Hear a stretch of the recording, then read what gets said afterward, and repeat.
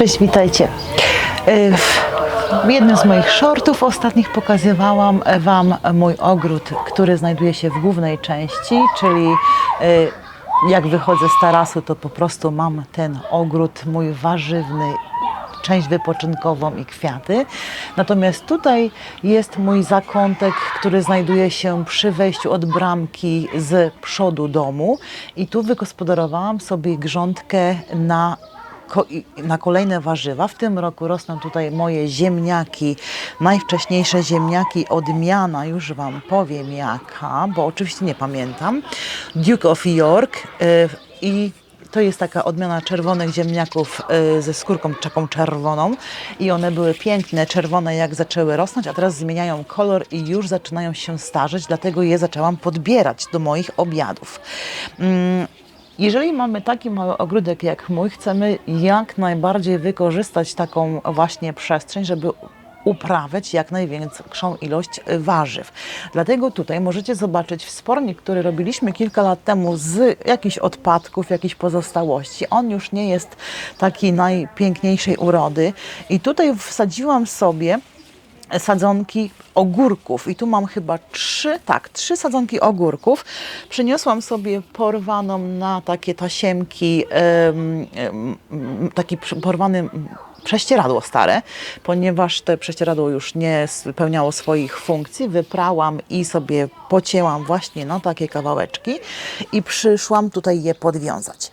Ogólnie nie uprawiam ogórków w pionie, ponieważ na otwartej przestrzeni, która znajduje się w głównej części, mnie się to w ogóle nie sprawdziło. Te ogórki bardzo się wysuszały i niestety umierały.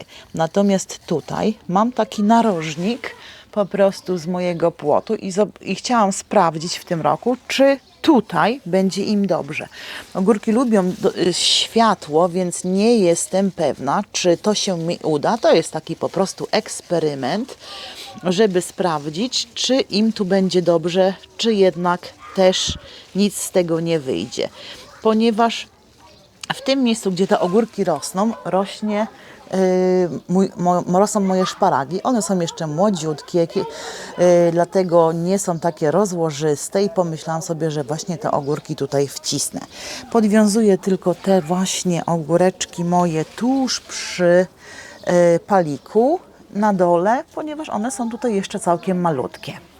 Kolejne rozwiązanie to jest uprawianie fasolki na wsporniku. Tutaj mam stare drzwi, taką kratownicę, jak miałam koty, żeby te koty nie wychodziły z domu, po prostu wstawiałam w drzwi, a koty miały świeże powietrze i teraz je wykorzystuję na uprawę fasolki. Ta fasolka to jest fasolka odmiany Blauhilde. I to są z moich nasion i muszę Wam powiedzieć, że bardzo słabo rośnie. No, mamy też różne warunki pogodowe, bo mamy wiosnę, lato, jesień, zimę po prostu nawet w jednym tygodniu, a nawet i w jednym dniu.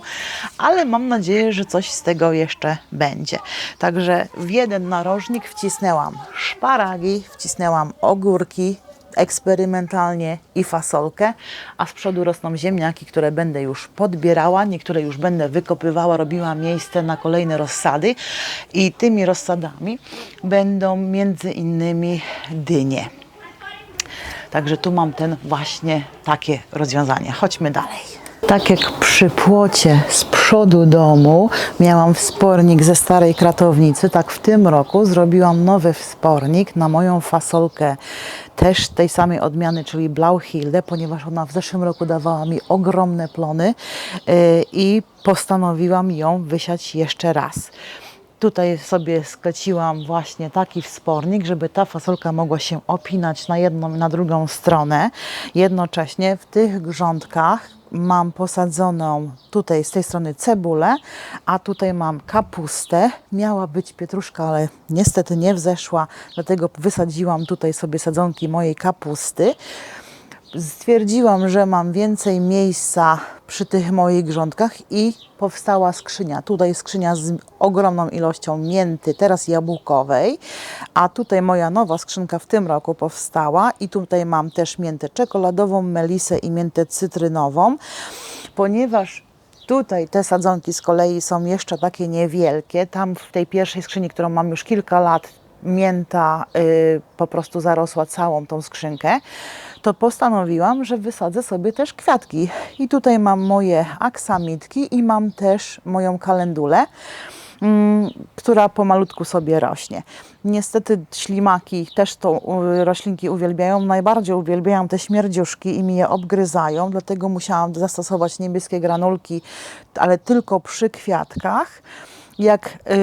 I tylko w momencie, kiedy nie zbieram mięty, po prostu sobie je wysypuję. Później one podczas tych warunków pogodowych, jakie mamy, a więc dużo deszczy, one sobie po prostu się rozłożą. Mam nadzieję, że pozabijają mi ślimaki. Także kolejna taka rzecz do wykorzystania na małej powierzchni. Tutaj z kolei to jest grządka przy kolejnym płocie i jest tutaj ścieżka do drzwi tylnych mojego ogrodu, gdzie trzymamy nasze śmietniki i wyrzucamy nasze śmieci. I początkowo to miała być tylko grządka z kwiatami. Stwierdziłam, że będzie ładnie widok z kuchni, bo tam za kamerą są drzwi do kuchni i że będzie tutaj pięknie kwiatowo. Ale kilka lat temu wpadłam na pomysł, że mogę przecież połączyć i kwiaty, i owoce, czy tam warzywa. Dlatego wysadziłam sobie tutaj czarną porzeczkę, którą uwielbiam, ale niestety nie daje mi dużo plonów. Jak w zeszłym roku zebrałam 100 gramów porzeczki, obcięłam ją porządnie, w tym roku też za dużo tych owoców nie ma, muszę porządnie zasilić jeszcze ziemię tutaj, ale za to sprawdza mi się fantastycznie tutaj rabarbar i mam piękną bryłę rabarbaru, który daje mi co chwilę łodygi do wykorzystania, a tutaj zobaczcie, przy tym rabarbarze wysiała się moja malwa.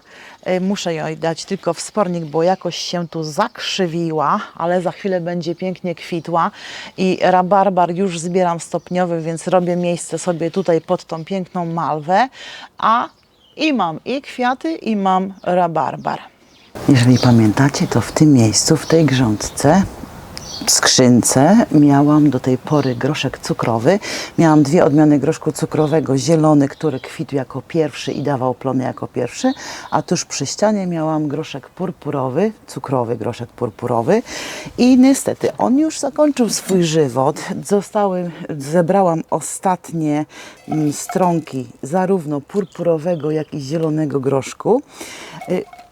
Wzięłam sobie oberwałam te roślinki, pocięłam na mniejsze kawałki, ponieważ ja mam bardzo mały kompostownik. Dlatego staram się, aby jak najwięcej tej zielonej materii do niego trafiło i żeby rozkładała się i dała mi kompost na przykład przyszły rok, a jak nie będzie rozłożony ten kompost, to wtedy zakopuję po prostu w moich grządkach nierozłożoną materię organiczną, która będzie dalej funkcjonowała, będzie ściągała też dżdżownicę. I do tej grządki wykorzystałam moje sadzonki pomidorów. Na pierwszym miejscu tuż przy ścianie mam wysoki malinowy, tutaj nawet nie wiem co, chyba też malinowy i wsadziłam dwie takie mniejsze sadzonki odmiany maskotka, to są takie odmiany małej wielkości pomidorków, tak zwane cherry tomato, dlatego są sadzone dwie, tutaj nie będą sobie przeszkadzały. Do skrzynki, na dno pod tą bryłę korzeniową pomidora dałam garść obornika, wymieszałam troszeczkę z ziemią i za chwileczkę podleję, podwiązałam, niech sobie rosną. A teraz będę musiała też pomyśleć, jak wsadzić swoje rozsady patisonów, ponieważ mam patisony, a jeszcze nie mam wolnych grządek. Także chodźcie, pokażę Wam, na jakie rozwiązanie wpadłam. Tutaj, kochani, mam grządkę z cebulą ozimą. W tym roku, ze względu na te warunki pogodowe, ta cebula nie urosła jakaś taka duża. No nie, urosła taka średniej wielkości cebula i ona zaczyna się załamywać. Ale to nie jest jeszcze termin, w którym zbieramy tą cebulę. Jak one się załamują, to musimy poczekać, aż te liście, czyli ten nasz szczypior uschnie. Poczekajcie, założę rękawiczki. Musimy poczekać, aż ten szczypior uschnie, żeby ta cebulka nam dobrze przechowywała. Zimą cebulę wykorzystujemy jak najszybciej. Ona się aż tak dobrze nie przechowuje, no ale zależy nam przynajmniej na 2-3 miesiące, żeby ją przechowywać. Niestety ze względu na to, że ja mam bardzo malutki ogródek, ja potrzebuję miejsca i moje patisony już wymagają wsadzenia, bo już zaczynają kwitnąć. Także żeby tutaj przychodziły owady, to muszę to zrobić. Dlatego już w 2 miejscach wyrwałam cebulę i wykorzystam sobie ją teraz do robienia różnych potraw. Nie jest ona taka wielka, ale mam nadzieję, że będzie smaczna. I jeszcze jedno jest to, że ona zaczęła kwitnąć. Jak cebula nam zacznie kwitnąć, to pójdzie taki kłąb w środek, który da twardy, ten środek będzie twardy, trzeba będzie go wyjąć, zanim pokroimy tą cebulę. W związku z tym staramy się unikać kwitnienia cebuli i obrywamy te pędy. One są nam do niczego niepotrzebne. Także mam 3 sadzonki patisonów, wsadziłam sobie je tak po ukosie, w taki trójkącik bermudzki i też tak samo jak przygotuję sobie tutaj dołek, przygotowałam już ten dołek, to biorę sobie garść obornika granulowanego, mieszam tutaj z tą ziemią moją i po prostu wysadzam moją sadzonkę patisona. W tym roku nie wzeszły mi w ogóle cukinie, także cukinii nie będzie. Będę się musiała posiłkować patisonem. Mam nadzieję, że da mi trochę plonów. Bardzo lubię patison robić w occie, później tak chrupiący taki ten patison, żeby był. Także mam 3 sadzonki patisonów, no ale mam jeszcze pełno dyni i te dynie też bym musiała wysadzić. I mówiłam Wam w ostatnim odcinku, jak zbierałam bób, że mam zaatakowany mszycą totalnie, także pójdę sobie teraz zebrać ten bób, który mi już urósł, wyrwę go, przygotuję grządkę do sadzenia dyni, między innymi dyni uhikikuri. Chyba tak się mówi. Mam nadzieję, że urośnie. Zdecydowałam się, że wyrwę wszystko. Jest tak oblepiony mszycą ten mój bób, że to jest, wiecie, nawet takie nieprzyjemne, jak trzeba to zerwać. Już część bobu obmyłam. Ostatnio zbierałam taki czystszy ten bób i po prostu obierałam sobie go w tych rękawiczkach, którymi zbierałam te stronki, ale teraz zostały tylko te stronki, które są prawie czarne. Dlatego pierwszą partię, którą zebrałam, wrzuciłam do miski z wodą, porządnie wypłukałam i potem jeszcze raz wypłukałam pod bieżącą wodą, żeby tej mszycy było jak najmniej. Ostatnio się udało i żadnej mszycy w wodzie do gotowania bobu nie było, ale no tak czasami bywa. I pomyślałam sobie, że jak jest tutaj tak ogromna ilość tej mszycy, to tą grządkę muszę na kilka dni zostawić, żeby ona mi nie wlazła na te sadzonki mojej dyni. Nie wiem, czy mszyca lubi dynię, ale są to dosyć młode roślinki. W związku z tym chciałabym je też uchronić. I poczekam ze 2-3 dni. Dzisiaj ma też padać, także może w jakiś sposób one zginą totalnie. What's up, Howard? Howard robi śniadanie, bo akurat jest w domu dzisiaj, także po angielsku kiełbaski i jajko. A ja w tym czasie samego rana mogę podziałać, zanim zacznie padać. O, tu na przykład jest całkiem ładna roślinka i mamy tych stronków trochę, ale ta Monika to jest takie króciutkie te stronki, także bobu też jest po kilka sztuk tylko. Może gdybym zostawiła dłużej, by coś urosło, nie jestem pewna, ale lepiej czasami z czegoś zrezygnować szybciej, niż się męczyć i mieć taką potem odrazę do tego naszego pożywienia, które sobie uprawiamy. Obieram tutaj bób, ale tak jak Wam mówiłam, Howard zrobił śniadanie, także on lubi jeść przy telewizji, oglądając jakieś tam wiadomości, a ja lubię w ogródku. Chyba że robimy grilla, to wtedy sobie siedzimy tutaj wieczorową porą. już mam zebrany, grządka oczyszczona. Przed chwileczką spadł u mnie grat, zobaczcie. Nagrałam tylko telefonem, bo akurat miałam pod ręką telefon. Także mam nadzieję, że jakoś nie będzie jakaś straszna.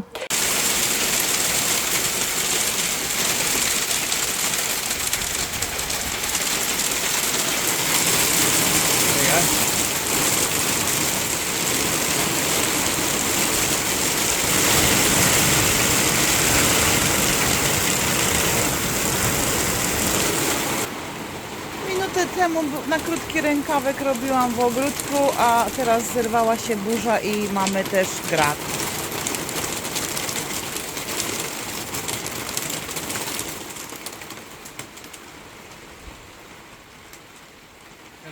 No i przyszedł czas na moje dynie. W zeszłym roku to miałam może ze 2-3 dynie zebrałam, ale jakoś tak no nie było tego dużo. Widzę, że to pełno owadów lata. Ajajaj. Mieliśmy grat, mamy znowu słońce, mam mało miejsca w ogródku i pomyślałam sobie, że zrobię wspornik na te dynie. Jeżeli te dynie się później tak zawisną za tą podporą, to mam nadzieję, że to im nie będzie przeszkadzało. Ale zanim zaczną rosnąć, to taką podporę zrobię i jak potem będą na tą ścieżkę wchodziły, to już mi to nie będzie przeszkadzało. Ale w międzyczasie mogę sobie coś jeszcze wsadzić, takiego szybkiego, tam pod tą kratką, może jakąś sałatę, zobaczę. I przygotowałam taką podporę, po prostu miałam takie drzwi, kiedyś jak miałam koty, żeby one nie wychodziły na dwór, to mieliśmy to tak w drzwiach, taką kratkę. Wzięłam sobie 4 deseczki, takie paliki wbiłam w ziemię i jest to dosyć sztywne, także miejmy nadzieję, że się będzie trzymało. Mam 4 sadzonki, w sumie 5 sadzonek, bo jedna jest podwójna tej dyni i tam zostawię tą podwójną.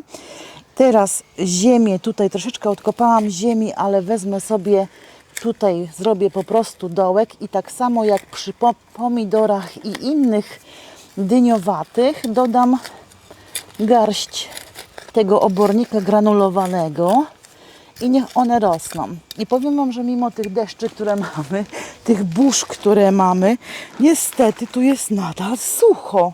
Także po włożeniu tej dyni do ziemi będę ją musiała podlać.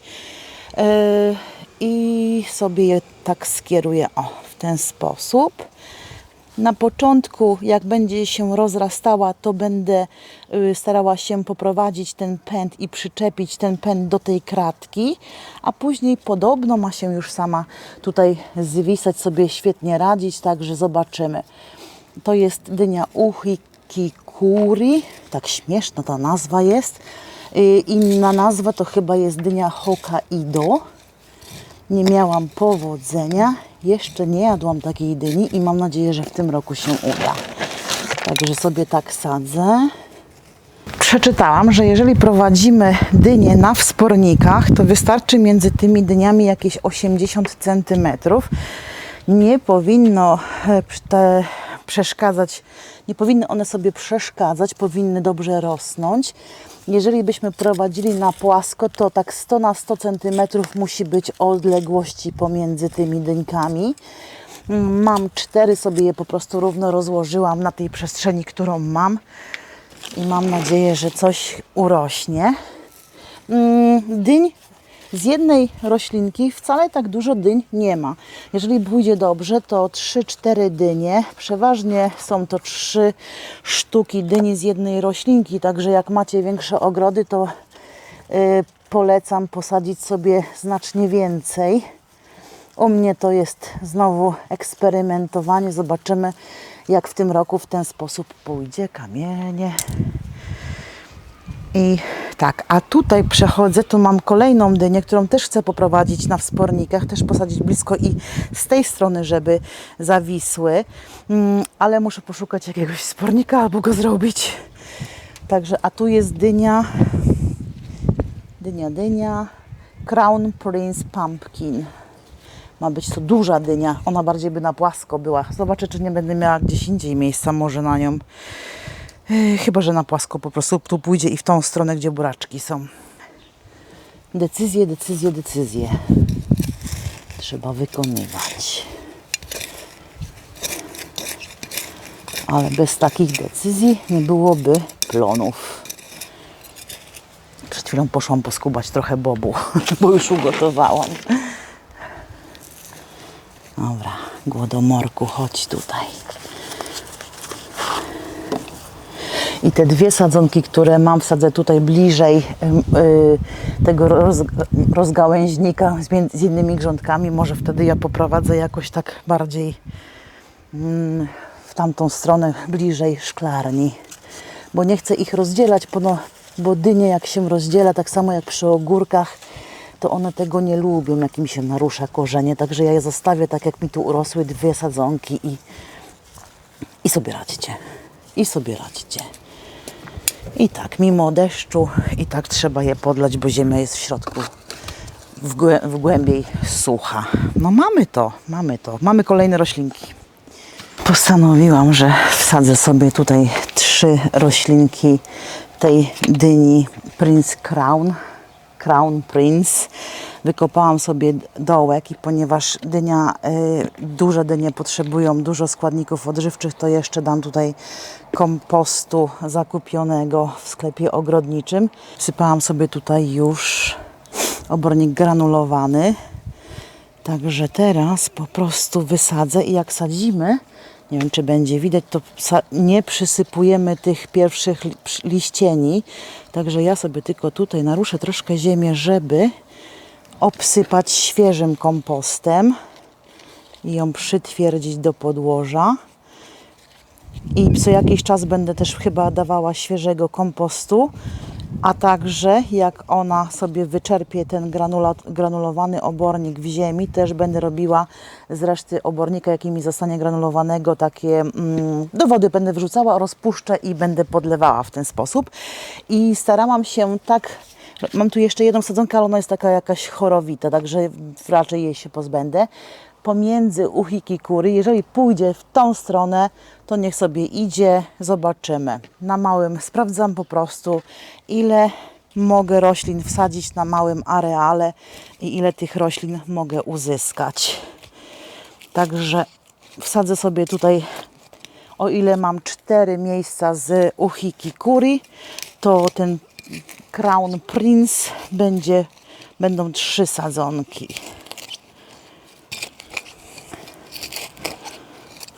Także działam.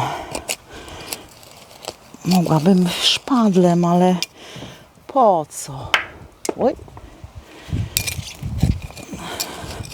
Po co, jak się można pomęczyć? No chodź.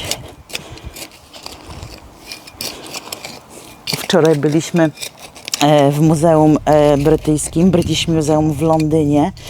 I tak się śmiałam, śmiałam się, no oczywiście jest to historia i niezapomniana historia. Pojechaliśmy głównie zwiedzić wystawę z Egiptu, z mumiami i tymi wszystkimi monumentami i freskami, jakie były kiedyś w Egipcie. Znajdują się teraz w muzeum w Londynie. No i tak mi się przypomniało takie właśnie kopanie archeologiczne i moja ziemia, ponieważ to jest jak skała, to też to wygląda jak wykopaliska archeologiczne. Zobaczcie, jak u nas zmienia się pogoda. Tu w autobusie jechaliśmy i padał deszcz, taki naprawdę rzęsisty deszcz padał, jak jechaliśmy do muzeum. Londyn zapłakany. Ulice bardzo gęsto samochodami obstrzone, jakbym mogła tak powiedzieć. No ale sobie jakoś ci Londyńczycy radzą. No ja nie jestem taka miastowa. Ja tam wolę swoje spokojne miasteczko i moje spokojny ogródek. A potem jak już doszliśmy do muzeum, wyszło znowu słońce. W muzeum posiedzieliśmy parę godzin, pochodziliśmy parę godzin, pozwiedzaliśmy wystawę głównie właśnie z Egiptu. Piękna. No a teraz jak wróciliśmy do domu, to spaliśmy jak bobry. Tacy umęczeni tym hałasem, tymi dźwiękami. W muzeum nie było takiego świeżego powietrza, taki był zaduch. No nie, ja wolę wąchać swój obornik granulowany. Dobra, muszę tutaj więcej siły włożyć. Jak to ma w takiej ziemi twardej rosnąć? A dlaczego ja mam taką twardą ziemię? Ponieważ ta ziemia pochodzi z kolejnych wykopalisk pod mój domek ogrodowy. Tam musieliśmy bardzo obniżyć poziom ziemi. Tam była taka górka i żeby obniżyć poziom ziemi do patio, które wcześniej wybudowaliśmy z moim tatą, ja tutaj miałam hałdy, no kilka ton ziemi i nie wiedziałam na początku, co z tym zrobić, ale wiedziałam też, że chcę mieć ogródek warzywny i dlatego ta ziemia z wykopalin, spod domku ogrodowego jest w tych grządkach. Zasilam ją ile mogę kompostem, czy moim materią organiczną z kompostownika, ale to potrwa no długie lata, zanim ona będzie taka, wiecie, mięsista, sprężysta, a nie jak zbita, jak skała. Ale zawsze jakieś plony mam, także aż tak mocno narzekać nie powinnam.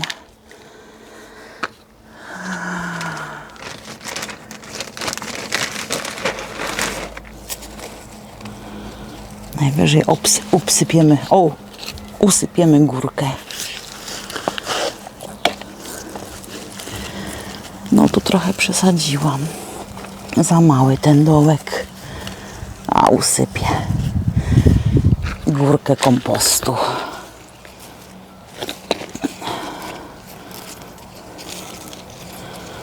O, jeszcze Wam dołożymy tego kompostu.